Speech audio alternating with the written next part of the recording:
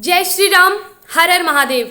वैसे तो इस देश ने केवल महात्मा गांधी को ही पढ़ाया है, लेकिन उसी गुजरात में रहने वाले महात्मा गांधी के अलावा हमारे देश के लौह पुरुष सरदार वल्लभ भाई पटेल, जिनकी वजह से हमारे देश का टूटा हुआ कई अंग एक हुआ, जिनको उन्होंने जोड़ने का कार्य किया और जिसके नाम पे अभी ये चल रहा है कि कोई भारत जोड़ो यात्रा भी निकाल रहे हैं, जो कि ऐसा संभव नहीं है, क्योंकि इतिहास गवाह है जिनके बाप दादाओं ने देश के टुकड़े कर दिए, क्या उनके बेटे भारत जोड़ेंगे? चलिए, ये हुई बात आते हैं लौह पुरुष के बारे में। वो लौह पुरुष जिसे दुनिया भूल गई थी और जिसे दुनिया अब याद करेगी स्टैचू ऑफ यूनिटी के नाम से। वो स्टैचू ऑफ यूनिटी जो कि बन के तैयार हो चुका है, आसमान से भी दिखने पर दिख ही जाएगा। और उन्हीं सरदार वल्लभ भाई पटेल का मुझे आज एक भाषण याद आया है, जिसमें वो ये कहते हैं, जब हमारे देश में मुसलमान 2-3 करोड़ थे, उस समय की बात है ये, आप समझ सकते हैं ये कब की बात होगी।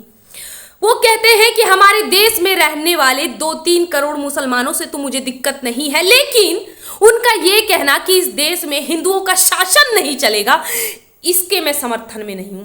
ऐसा तो संभव नहीं है। और उन्होंने एक और बात कही, ये थोड़ा कड़वी है।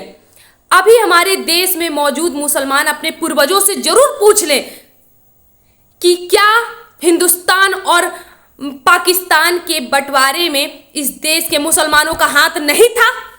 अभी भारत में रहने वाले लगभग मुसलमानों का हाथ था हिंदुस्तान और पाकिस्तान के बंटवारे में। अभी के मुसलमान को तो नहीं पता होगा शायद, लेकिन उनके पूर्वजों से अगर वो पूछे कि 1947 में क्या हुआ था, तो शायद वो बता पाए। और एक बात, कहा जाता है कि मुसलमानों को इतनी घिनात्मक नजर से क्यों देखा जाता है, शक की निगाहों से क्यों देखा जाता है? क्या इसलिए क्योंकि वो बंटवारे के समय पाकिस्तान नहीं गए? तो भैया, इसका जवाब तो आपको अपने दिल से पूछना होगा कि आखिर ऐसी क्या वजह है जिसकी वजह से सिवाय भारत ही नहीं बल्कि समस्त देश आपको शक की निगाह से देखता है। अपने अंदर टटोलिए कि आपने क्या गलती की और अब आप हमारे देश में रहकर हमसे हमारा हक लेना चाहते हैं। आपको लगता है ये कभी भी पॉसिबल होगा?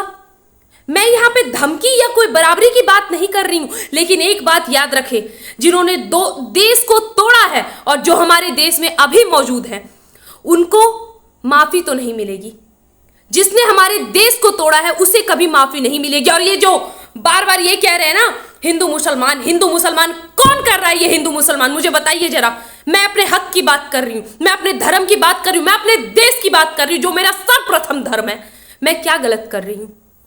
आखिर मैं क्या गलत कर रही हूं? और मैं करूंगी, आजीवन करती रहूंगी। अरे वो जब अपने